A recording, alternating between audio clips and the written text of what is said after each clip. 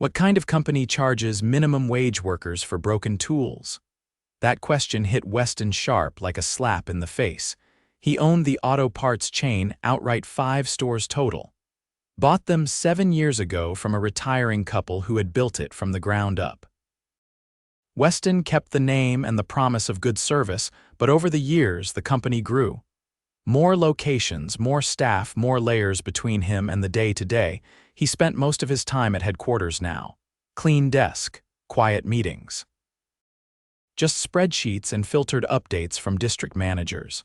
But lately, customer reviews online had gotten weird, slower service, missing orders, and one comment that stuck: employees look tired, like afraid to breathe tired. That's when Weston decided to go undercover. He disguised himself well, buzzed his hair, wore thick glasses, and grew out a rough beard. Nobody at the stores had ever met him. All 5 stores were in different towns with their own staff and managers. He changed his name to Doug. Said he was a new hire, just relocated from out of state. Corporate-approved transfer. Nobody questioned it. His first stop was the flagship store. Big place, busy streets, decent traffic. On paper, it was doing great. The manager, a guy in his 30s named Chris, barely looked at him when he walked in. "You're the transfer?" Chris asked, flipping through paperwork. "Yeah, Doug Simmons." Chris handed him a uniform and pointed to the back. "Kyle'll show you around. You're stocking, night shift. We're short." Kyle was young, maybe 24, wiry frame, tired eyes. He gave Weston Doug a nod and led him to the back. They worked in silence for a while, stacking brake pads, spark plugs, and engine oil. Weston noticed Kyle flinch every time a box slipped or a tool clattered to the ground. "Hey," Weston said, crouching beside him. "You all right?" Kyle forced a chuckle. "Yeah, just don't want to break anything." Weston raised a brow. "You'll get better. New job nerves, right?" Kyle's face went blank. "Nah, it's not that. If we break stuff, they take it out of our checks." Weston blinked. "Wait." "What?" Kyle shrugged like it wasn't surprising. "Doesn't matter if it's an accident. Wrenches, scanners, even the hand carts. If it breaks, it's on us." Weston felt heat rise in his chest, but he kept his cool. For now, over the next few hours, he paid attention. Chris didn't do much managing. Spent most of his time in the back office, watching sports on his phone. When customers came in asking for help, he barked at the workers to handle it. When one of the older employees, a guy named Darnell, asked for a new pair of gloves because his had holes, Chris told him to tough it out until next quarter. The break room was a supply closet with a busted fridge and a single cracked chair. Kyle offered Weston the seat during lunch. "You don't eat?" Weston asked. Kyle shook his head. "Can't afford lunch most days, still paying off that torque wrench I dropped last week." Weston stared at him. Seriously, Kyle's eyes started to water. He turned away, wiping his face fast. "Sorry, just been a rough couple months. Rent went up. My sister's kid got sick. I'm doing my best." Weston slowly sat down on the floor beside him. His voice was quiet. "You shouldn't be paying for broken tools, man. That's not how. Is that even allowed?" Kyle looked over at him, voice barely above a whisper. "Chris says it's company policy. We sign a form during onboarding. Says damaged equipment may result in payroll deductions, but nobody explains it." Weston clenched his jaw. He could feel his stomach twist. That night, Weston sat in his car for a long time before driving back to the motel. He didn't sleep much. He kept seeing Kyle's face, trying not to cry over a torque wrench. 1 store in, 4 to go. And this was already worse than he thought. He made notes, names, details. He wasn't going to let this go, but he needed to see the full picture first. The next day, he moved on to the second store, smaller town. Fewer staff. The manager there, a woman named Linda, was older, sharp, and actually working the register when Weston walked in. She greeted him with a smile. "You Doug, heard you were coming. We could use the help." This store was different. The workers joked with one another. Customers were greeted at the door.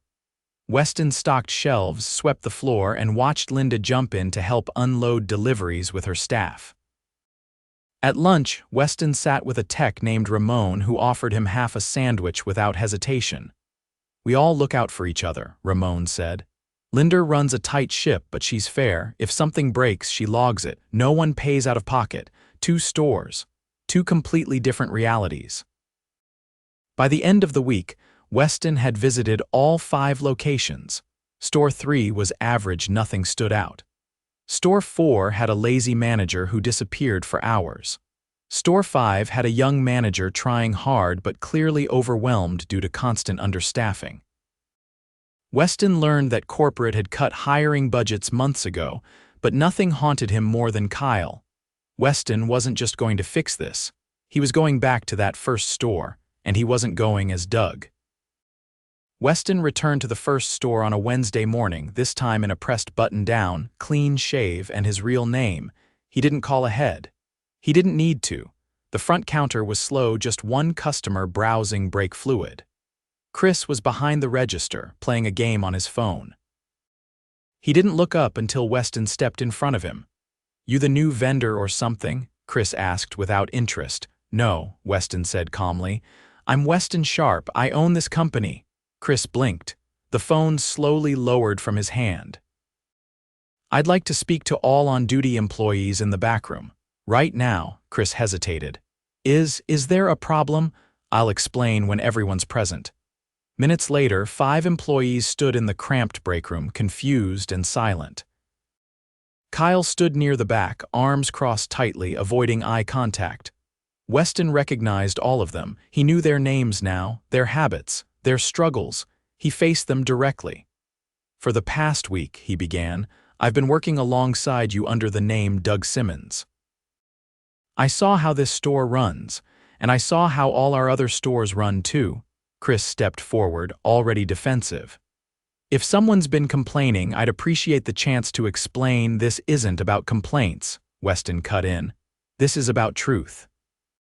And what I've seen here is unacceptable." He turned to Kyle. "You told me something the other night that bothered me, that you're being docked pay for broken tools." Kyle froze. Everyone else looked at him, startled. Weston continued, voice steady. "I checked the paperwork. Every employee here signed a payroll deduction agreement during onboarding, but only this store uses it to punish workers for accidents. That's not company policy. That's abuse." Chris opened his mouth again, but Weston held up his hand. "I've also seen how you run this floor, Chris. You delegate everything, rarely step out of your office, and treat safety gear like it's a luxury.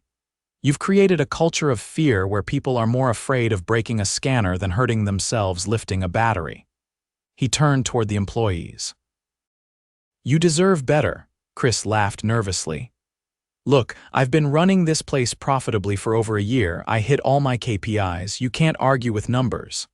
"That's what got my attention in the first place," Weston replied. "The numbers looked fine, but the reviews didn't. Customers notice the tension, the exhaustion, and when your staff is too scared to ask for gloves, I don't care what your margins look like. You failed at leadership." Chris's jaw clenched. "So what, you're firing me?" "Yes," Weston said flatly. "Effective immediately." The room went silent. Chris looked around for support, found none, and scoffed before walking out. Weston waited until the front door clicked shut. "I've arranged for interim coverage from our second store," he said to the group. "Linda, your temporary manager, will be here by noon. Until then, I'll stay on site." He looked at Kyle. "Can I talk to you outside?" They stepped into the alley behind the store. The loading bay was quiet. Kyle shoved his hands in his pockets. "Look," he muttered, "I didn't mean to get anyone fired." "You didn't," Weston said. "Chris got himself fired. You just told the truth." Kyle nodded slowly, still tense. "You dropped that wrench because you were working fast, trying to make up for being short-staffed. That's not your fault, and you never should have been charged for it." Kyle looked up. "I didn't think anyone would care. Everyone just says that's how it is here." "It's not anymore." Weston paused. "How much did they dock from you?" Kyle shrugged. $80, last check." Weston pulled out his wallet. "Here." Kyle stared at the bills in his hand. "Seriously? Consider it reimbursed." Kyle hesitated, then took the money. "Thanks. You're a good worker," Weston said. "I saw that in the first hour. You deserve respect and support." They re-entered the store, By then, the others were restocking and cleaning without being asked. Weston pulled Ramon, one of the floor techs, aside. "Have you ever had a performance review here?" Weston asked. "No," Ramon said. "Closest thing was Chris yelling at me for taking too long on a return." "Have you ever been trained on equipment updates or software changes?" Ramon shook his head. "We just figure it out." Weston nodded once. "That's going to change." Linda arrived just before noon. She walked in with a clipboard and a calm focus, already reviewing the store's paperwork. She nodded at Weston. "You weren't exaggerating. This place runs on fumes." "I know," Weston said. "But it won't anymore." They sat in the office, now cleared of sports channels and personal snacks, and laid out a 3-week triage plan. First, all payroll deductions for broken tools were canceled and flagged in the HR system. Second, every staff member would receive a safety and equipment audit. Broken gear would be replaced, no questions asked. Third, the store would get 2 temporary hires pulled from nearby locations, with overtime pay approved for all current staff until coverage stabilized. Ramon knocked on the door mid-meeting. "Sorry to interrupt," he said. "But we've got a customer asking for an alternator pull, wants to know if anyone can help." Linda turned to Weston. "You up for it?" He stood. "Let's go." They helped Ramon pull the part, logged the transaction, and walked the customer through the pickup process.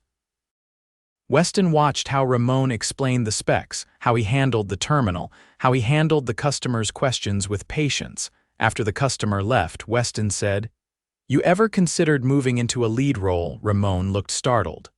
"Me, you've got the instincts." "Good balance of technical and people skills." Ramon scratched the back of his head. "Nobody's ever said that. They should have." By the end of the day, the mood in the store had shifted. People moved quicker, not out of fear but purpose. Conversations returned. Even the break room felt less like a closet and more like a shared space. Weston didn't stay long after closing. He shook hands with Linda, thanked the staff, and left quietly. The next morning, he drove to headquarters. He called an all-staff meeting in the main conference room, the first in over a year. When everyone arrived, he stood at the front without slides or a script. "I went undercover last week," he said. "Some of you knew, most of you didn't. I did it because the version of this company I was hearing about didn't match the one I built." He looked around the room. "We talk about being a family business. That means something. It means people come first, not just customers are people.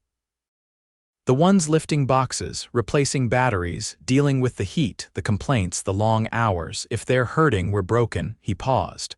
"So here's what's changing. Starting today, all store managers will receive mandatory leadership training, not optional, not later. Now. We'll be reviewing every store's policies, especially around payroll, safety, and discipline. And every employee will have access to a confidential reporting line that goes directly to my office." He let it settle. "I'm not going to pretend this solves everything, but it's a start. And I'll be visiting stores regularly, no notice. If you're doing things right, you've got nothing to worry about. If you're cutting corners or mistreating people, you're done." He ended the meeting there. No applause, just clarity. That afternoon, he called Kyle. "I know you've still got a lot on your plate," Weston said, "but I wanted to offer you something, not just the money back, a path forward. Would you be interested in joining our training program for lead associates?" There was a long silence on the other end. "Yeah," Kyle said. "I'd really like that." Weston leaned back in his chair, the noise of the office humming behind him. 1 store fixed, 4 more to strengthen. This was only the beginning. 2 weeks later, Weston walked into the 3rd store, the one that had struck him as passable during his undercover stint. It hadn't raised any immediate red flags, but it hadn't impressed him either. A steady flow of customers, shelves mostly stocked, and a manager who seemed to hover just enough to avoid blame. But Weston had come to understand something in the days since. Mediocrity could be just as corrosive as misconduct. It simply took longer to show its damage. He stepped through the glass doors just after noon. A small bell rang overhead. The store was quiet.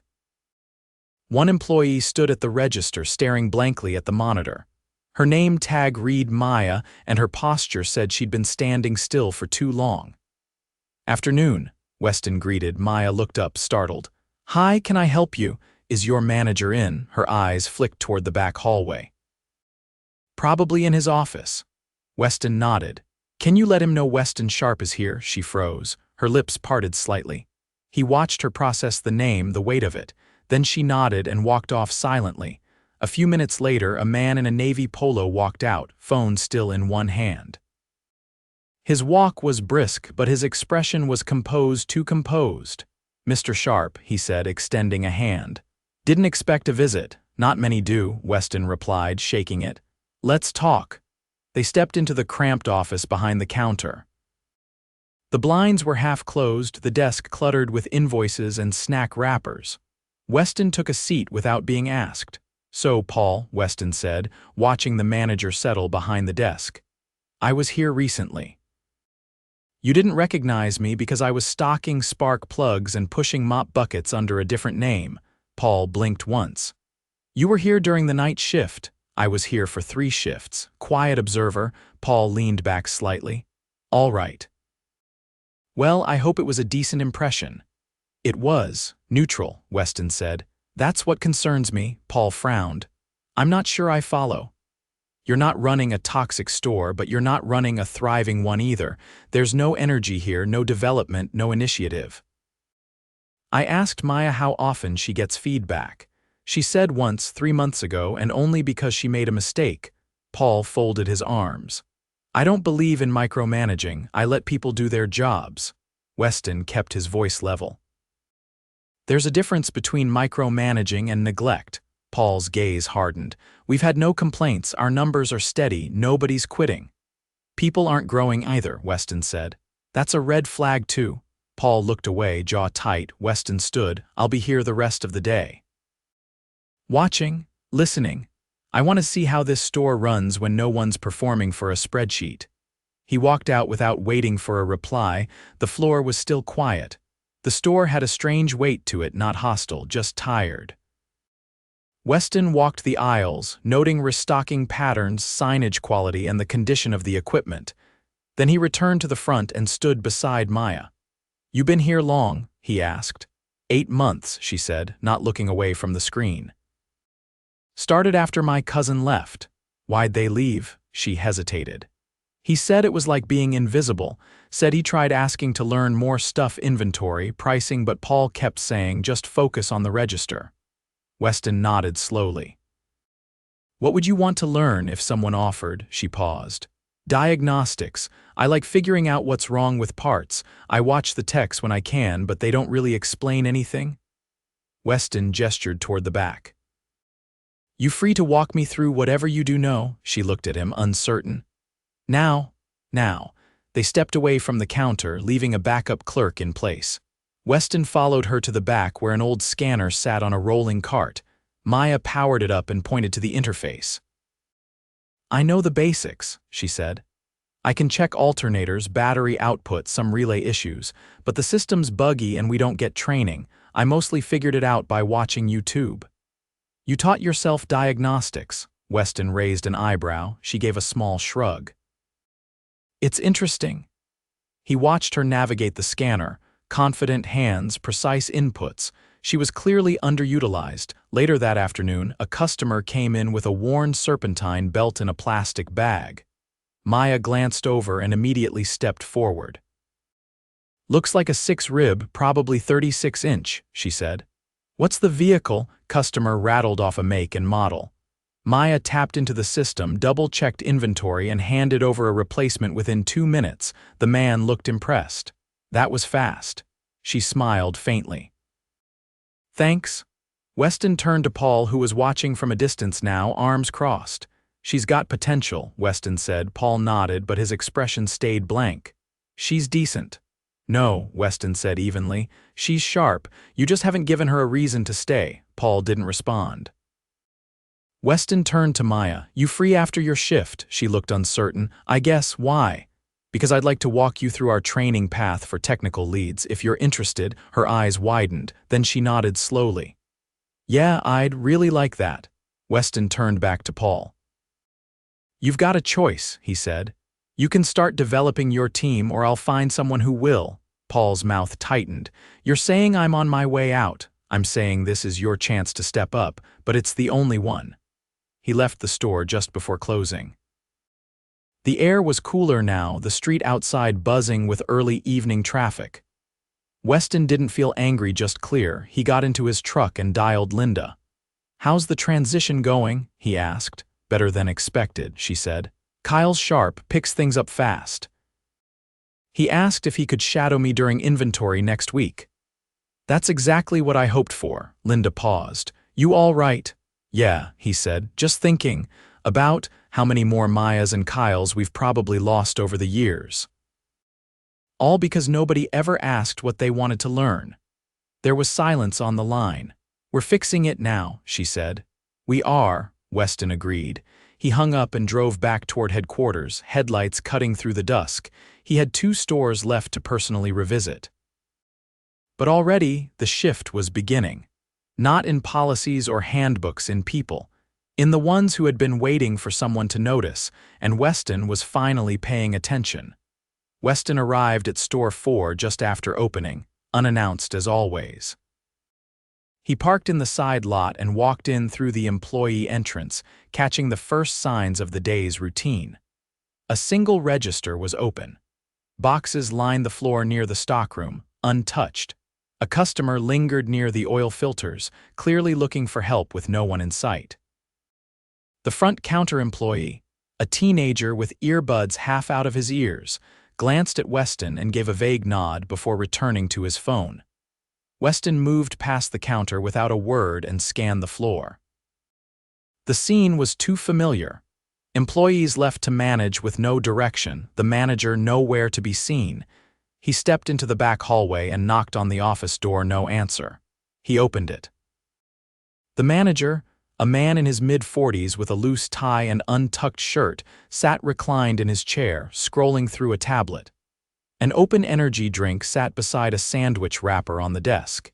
He didn't even look up. If you're here about the delivery, leave it in the back. I'm not, Weston said. I'm Weston Sharpe. The manager looked up sharply, tablet slipping from his hand as he scrambled to sit upright. Sir, I didn't know. If I'd known you were coming, I'm not interested in rehearsed apologies, Weston said firmly. How often do you leave the floor without supervision? The manager swallowed hard. Only when I'm handling paperwork. I delegate. I've been here 8 minutes. Not one employee has acknowledged a customer. There are unpacked shipments blocking walkways and your front clerk is using his phone while people wait for help. No one's being led. You're not managing, you're hiding. The man looked down at his desk. It's been hard keeping staff motivated. We're short on hours and I've been trying to manage morale. Weston cut him off. You manage morale by showing up, not by disappearing behind a door. The man opened his mouth to respond, but Weston raised a hand. This isn't a conversation. You're no longer with the company. Pack your things. I'll have someone from HR follow up with your final paperwork. The manager stood slowly, hands shaking, and left the room without another word. Weston stayed in the office for a moment, then stepped back onto the floor. The teenager at the counter looked up again, finally registering concern. Where's your supervisor now? Weston asked. The teen hesitated. That was Steve, I guess. I guess he's not anymore. You guessed right, Weston said. What's your name? Tyrese. Who else is on shift? Just me and Angela. She's in the back sorting returns. Weston nodded. Angela in today's lead. Tell her to meet me out front. Minutes later, Angela emerged from the stockroom, wiping her hands on a shop towel. She was in her 30s, built solid with a steady gaze and a no-nonsense air. Weston could tell immediately this was someone holding things together behind the scenes. Angela, he said, I've reviewed the current situation. Steve is no longer with us. I need someone to take point until we get a replacement. She blinked once, then nodded. I can do that. You've been carrying this store, haven't you? She didn't flinch. I've been trying. Some days are better than others. Anything you need right now? Help, she said flatly. We're down 2 people. I've got someone on leave, and another quit last week after not getting weekends off for 3 months straight. You have authority to approve overtime for the next 2 weeks. I'll place a hiring freeze exception to get 2 temp roles filled by Monday. Angela exhaled, the tension in her face softening just slightly. Also, Weston added, Tyrese needs retraining. I saw his phone out while a customer was waiting. Angela turned toward the counter. Tyrese. You're either working or you're not. Put it away. He shoved the phone into his pocket without protest. Weston gestured for Angela to follow him into the office. Once inside, he sat down across from her. I need to understand something, he said. Why didn't you report Steve's behavior? We have a direct line to corporate now. Angela leaned forward. Honestly, I didn't think it would matter. People like him always stay. People like me just keep it running. That changes today, Weston replied. You deserve better than to be the silent fix for someone else's laziness. She looked at him, eyes searching. You really mean that? I do. You're being promoted to acting manager. If you want the permanent role, it's yours to earn, but you're already doing the job. Angela sat back, nodding slowly. Then I'll take it, and I'll make sure this place doesn't run like a ghost town anymore. Good. You'll have my full support. Weston spent the remainder of the day on the floor, observing and helping where needed.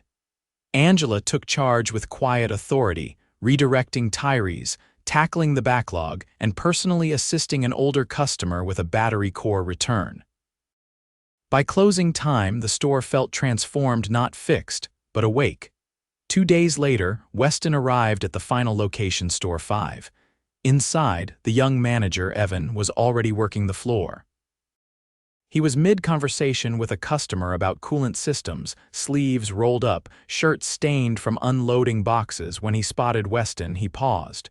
You must be Mr. Sharpe. Weston extended his hand. I am, you're Evan? Yes, sir.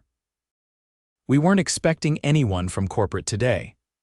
I'm not here for reports. I'm here to understand what's working and what isn't. Evan gestured toward the back. Let me show you. They walked through the cramped aisles, past a shelf of air filters and a cart of returns. Truth is, we're stretched thin, Evan said. I've been covering doubles to keep the place running. A few weeks back, we lost 2 part-timers. One moved, the other just stopped showing up. What did you do? I split their hours between me and the 2 remaining techs. It's not sustainable, but I didn't want to cut service. Weston studied him. Why didn't you escalate it to corporate? I figured everyone was dealing with the same thing, didn't want to seem like I couldn't handle it. You're not supposed to handle everything alone. That's not leadership, it's burnout disguised as duty. Evan nodded slowly. I see that now. Weston spent the next hour reviewing the store's condition. While the shelves were well organized and the workspace clean, it was clear the team was overextended. One tech was limping slightly, clearly nursing an injury, and the other looked half asleep during a tire rotation. He pulled Evan aside. We're approving emergency staffing support for this location. You'll get 2 floaters starting next week. Until then, you and your team are authorized to close an hour early each day to recover. No exceptions. Evan's shoulders dropped like he'd been holding his breath for weeks. Thank you, he said. We'll make the most of it. You already are, Weston replied. Back at headquarters the following Monday, Weston gathered his executive team. Every store has now been reviewed firsthand, he said. We're implementing 3 core changes immediately. First, a permanent regional support team will rotate between locations to offer relief during shortages. Second, all manager promotions will require peer evaluations from frontline staff. Third, no store will operate without an active mentorship pipeline because we've been sitting on talent that's been ignored for too long. The room sat silent for a moment, absorbing the weight of it. Then his HR director spoke. What about the stores that still have stable leadership? Are they being reviewed as well? Yes, Weston replied. Every store, every year, no exceptions. He stood at the window overlooking the parking lot. Below, a delivery truck was pulling in, a new hire walking alongside the driver, laughing about something Weston couldn't hear. He turned back to his team. This company was built by people who cared. Somewhere along the way, we stopped listening to them. That ends now. We're not a chain of stores, we're a network of people. And I'm done being the last to find out what they're going through.